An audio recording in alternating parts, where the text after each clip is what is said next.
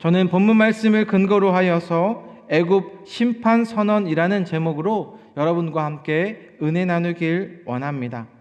오늘 본문에서는 바벨론 왕 느부갓네살 왕이 애굽 침공 예언의 말로 시작을 하면서 선지자를 통한 예언과 또 하나님께서 직접적으로 선포하시는 예언으로 바벨론을 통하여 징벌하신 후에 다시 애굽을 회복시키실 것을 말씀해 주고 있습니다. 먼저 첫 번째로 살펴볼 것은 하나님의 공의를 깨달으셔야 합니다. 본문 13절 말씀 우리 같이 함께 보겠습니다. 시작. 바벨론의 느부갓네살 왕이 와서 애굽 땅을 칠 일에 대하여 선지자 예레미야에게 이르신 여호와의 말씀이라. 아멘. 바벨론의 왕 느부갓네살 왕이 와서 애굽 땅을 칠 일에 대하여서 하나님의 말씀인 것을 바로 우리에게 밝혀주고 있습니다. 그리고 이어서 14절에는요 믹돌과 놉과 다바네스의 심판이 임할 것도 말씀하시는데요, 여기서 믹돌과 놉은 애굽을 대표하는 큰 도시였고요, 다바네스는 요새화된 성읍으로 애굽으로 이주한 유다의 잔류민들이 자신들의 안위를 위하여서 이주 초기에 정착했던 성읍이었습니다. 그런데 하나님께서 14절에요 너희는 굳건히 서서 준비하라 내 사방이 칼에 삼키웠느니라.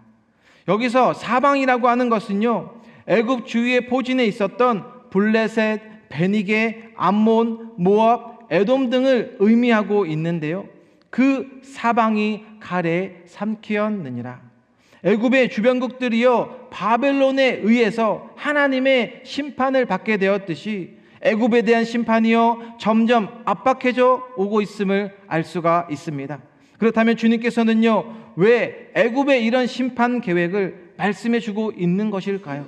벌을 받아야 하는 족속이라면 하나님의 그 주권과 권능에 따라서 그대로 심판하시면 되는데, 그럼에도 애굽을 심판하기 이전에 앞서서 얼마나 하나님께서 자비하신 분이신지 그들에게 피할 길을 열어주시기 위함이셨는데요, 제가 말씀드린 이 피할 길은요 도망가거나 어디를 떠나 가는 그러한 길이 아니라 하나님께 돌아올 수 있는, 하나님께 회개할 수 있는 기회, 자신의 죄를 뉘우쳐서 돌이킬 수 있는 그 기회를 주시기 위함이었다는 것입니다.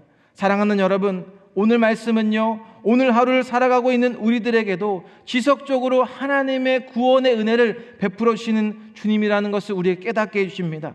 어제나 오늘이나 영원토록 하나님께서는 한결같이 의로우시고 공의로운 심판을 내리시지만 즉각적인 심판을 내리시기보다는 사람들에게 회개할 수 있는 기회, 그 기회를 먼저 베풀어 주시는 자비로운 분이심을 우리에게 말씀해 주십니다. 그러니 오늘도 우리는 이 새벽에 하나님의 그 은혜를 경험하기 위해서는 내 자신의 죄된 모습을 회개하며 주님 앞에 엎드리며 나아가게 되는 것입니다. 그래서 오늘 본문 말씀을 통해 주님의 백성들에게 그들의 본분을 잊지 말 것을 깨우쳐 주시는데요, 본문 14절에 너희는 애굽에 선포하며, 다수의 사람들에게 이들은 다름이 아닌 바벨론의 공격에 의해서 그들은 애굽으로 이주한 유다의 이스라엘 백성들을 말씀해 주고 있습니다. 그것을 우리 지난 시간에 42장과 43장에서 우리는 살펴보았는데요, 애굽으로 이주한 것은 그들의 잘못된 불신앙적 행동이었으며 하나님의 말씀 가운데에 정면으로 대적하는 악행이었던 것을 볼 수가 있습니다. 그러니까 너희들의 안전을 위하여서 지금 애굽으로 이주하고 너희들의 결정이 얼마나 어리석은 것인지를 지적하며 말씀해 주고 있다는 것입니다.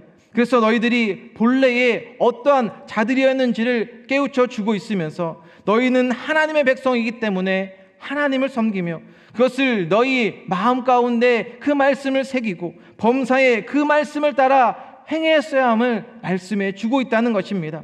사랑하는 여러분, 오늘날 우리에게 이 말씀을 다시 왜 이렇게 우리에게 들려주고 있는 것일까요? 여러분 한 분 한 분이요 하나님의 부르심을 받으신 하나님의 백성 주님의 자녀들이신 줄로 저는 믿습니다. 여러분 아멘이십니까? 그렇다면 여러분들이 주신 그 하나님께서 받은 그 사명을 잊지 말아야 함을 우리에게 말씀해 주고 있다는 것입니다. 그 맡겨주신 사명, 과연 나의 삶이 어떻게 주님 앞에 올바로 드리며 나아가고 있는가? 이것을 여러분들에게 묻고 또 점검하는 그러한 시간이 되기를 원한다는 것입니다. 그 사명의 자리를 잊지 않고 붙잡고 내가 조금 힘이 든다 할지라도, 버겁다 할지라도 말씀을 붙잡으면 여러분들이 예수님의 이름으로 승리하며 나아갈 수 있는 것이고요. 반대로 그 사명의 손을, 그 자리를 놓고 있게 되면, 아니 망각하게 되면 그것이 얼마나 잘못된 것인가를 우리에게 말씀해 주고 있다는 것입니다. 왜냐하면 사명을 붙잡고 나아가는 분들에게는요, 그 분의 삶의 스토리, 하나님의 역사가 임하고 다르기 때문이라는 것입니다. 이 땅에 1분 1초를 사시더라도 복음을 전하고 나에게 주신 이 생명이 다 하나님의 은혜인 것을 고백하며 다 예수님의 핏값으로 우리가 이렇게 숨을 쉴 수 있게 허락하여 주셨고 귀한 삶을 허락하셨기에 더 값진 것으로 주님 앞에 드리며 나아갈 수 있게 된다는 것입니다. 요한복음 21장 17절에 세 번째 이르시되 요한의 아들 시몬아 내가 나를 사랑하느냐 하시니 주께서 세 번째 내가 나를 사랑하느냐 하심으로 베드로가 근심하여 이르되 주님 모든 것을 아시오매 내가 주님을 사랑하는 줄을 주님께서 아시나이다. 아멘. 사랑하는 여러분, 주님께서 여러분들에게 묻고 계십니다. 요한의 아들 시몬아 내가 나를 사랑하느냐? 여러분들이 우리 주님을 사랑하는 것이 맞으십니까? 그것이 진실되고 거짓이 없고 순전한 믿음으로 나아가신다면 그 사랑을 받아주시는 우리 주님이신 줄로 믿습니다. 변함없으신 그 주님의 사랑 앞에 여러분의 그 사명의 귀한 자리를 잊지 않게 되시길 주님의 이름으로 축원을 드립니다. 두 번째로 살펴볼 것은 이스라엘을 향한 구원의 말씀입니다. 본문에서는 심판 경고의 말씀을 해주고 있으면서도 세상 역사들이 항상 우리 하나님의 백성들을 중심으로 하나님의 말씀으로 역사하고 계심을 깨닫게 해주십니다. 오늘 본문 26절 말씀 우리 같이 함께 보겠습니다. 시작. 내가 그들의 생명을 노리는 자의 손 곧 바벨론의 느부갓네살 왕의 손과 그 종들의 손에 넘기리라. 그럴지라도 그 후에는 그 땅이 이전같이 사람 살 곳이 되리라. 여호와의 말씀이니라. 아멘. 이는 하나님의 심판을 받은 애굽 땅을 이후에 다시 회복시켜 주실 것을 말씀해 주시는 언약의 말씀입니다. 그런데 이 이방 나라인 애굽에 대한 심판을 내리신 뒤에 다시 그들을 회복시켜 주신다는 것은 다소 의아하게 들려질 수 있습니다. 그러나 이 애굽이라는 나라는요, 이스라엘이라는 영토와는 그 상관없는 위치에 있었고 멸망해서 회복으로 가는 그런 도상에서 그런 이스라엘을 방해하거나 괴롭힐 요소가 전혀 없었다는 것입니다. 그래서 회복의 약속을 주셨고 비록 심판의 와중에 있었지만 하나님께서는요 당신의 백성들을 향한 계획을 구체적으로 갖고 계셨기 때문에 그들에 대한 관심과 사랑을 중단하지 않으셨음을 우리에게 말씀해 주십니다. 이러한 이스라엘 백성들을 향한 하나님의 한결같은 관심과 사랑을 대변해 주십니다.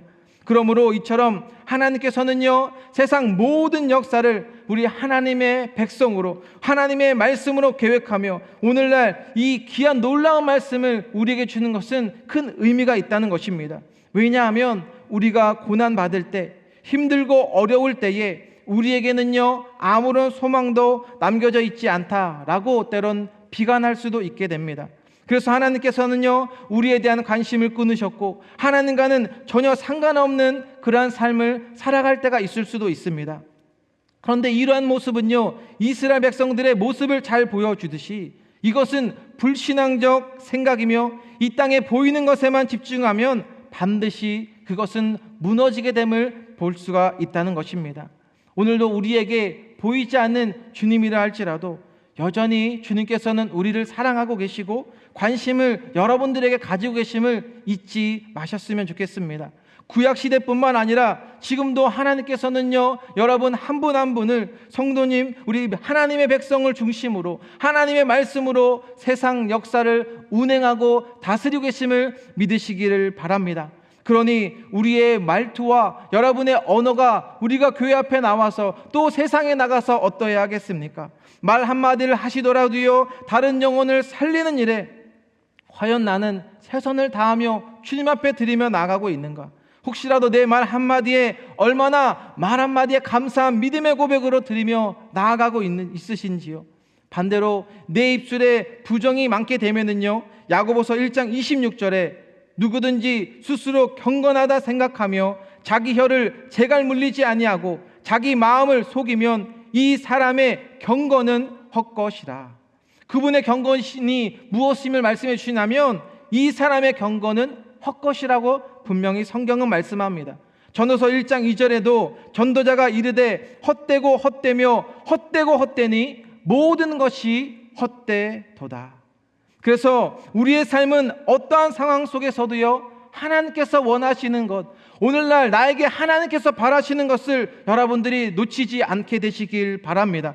더 나아가서 본문 27절 말씀 우리 같이 함께 봅니다. 시작. 내 종 야곱아 두려워하지 말라. 이스라엘아 놀라지 말라. 보라, 내가 너를 먼 곳에서 구원하며 내 자손을 포로된 땅에서 구원하리니 야곱이 돌아와서 평안하며 걱정 없이 살게 될 것이라. 그를 두렵게 할 자 없으리라.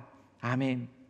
지금 예루살렘이 함락되고요, 유다가 멸망하는 가운데 포로로 끌려가는 이들에게 위로와 회복의 약속을 해주고 계십니다. 28절에서도요, 두려워하지 말라. 왜 이렇게 말씀을 해주고 있는 것일까요? 두려움에 처해 있는 그들에게 내가 너와 함께 있나니. 오늘 이 말씀은요, 우리에게도 아무리 우리가 상황이 절박하고 다급한 상황에 놓인다 할지라도 하나님을 우리와 함께 하심을 여러분들이 믿으신다면 어떤 두려움으로부터 우리는 자유할 수 있게 되고요, 현실 속에서 더 당당하게 담대하게 하나님의 말씀을 전할 수 있게 된다는 것입니다. 왜냐하면 우리 예수님께서 요한복음 16장 33절에 이것을 너희에게 이르는 것은 너희로 내 안에서 평안을 누리게 하려 함이라. 세상에서는 너희가 환난을 당하나 담대하라. 내가 세상을 이기었노라. 아멘. 주님께서 우리에게 말씀해 주시는 것은요, 담대하라라고 말씀한 것입니다. 왜 그런 것일까요? 주님께서 여러분들과 함께하고 계심을 우리에게 말씀해 주고 있다는 것입니다. 그래서 이 땅을 살아갈 때에 하나님의 메신저들로 귀한 말씀들을 담대히 선포하시고요, 이 세상에서 가장 영원한 빛을 여러분들이 증거할 수 있는 저와 여러분들 다 되시길 주님의 이름으로 축원을 드립니다. 기도하겠습니다. 사랑과 은혜가 많으신 하나님, 오늘도 주님의 귀하신 말씀을 따라 예레미야를 통하여서 우리에게 귀한 말씀을 들려주셔서 주님 감사합니다. 구원의 길, 하나님 앞에 다시 돌아올 수 있는 회개의 길, 하나님 앞에 따라 순종하며 나아갈 수 있는 사역의 길을 우리 모두에게 비춰주셔서 과연 주님 앞에 얼마나 진실로 하나님 앞에 어떻게 드리며 나가고 있는지 오늘도 말씀 앞에 순복하며 드려지는 우리의 삶이 되게 하여 주시옵소서. 하나님께서 원하시는 것을 믿음의 눈으로 보게 하여 주시고 이 땅의 영적인 싸움 가운데에 담대히 승리하며 하나님의 승리를 선포할 수 있는 우리 귀한 KCQ 모든 성도들 될 수 있도록 주님 축복하여 주시옵소서. 감사드리며 예수님의 이름으로 기도드립니다. 아멘.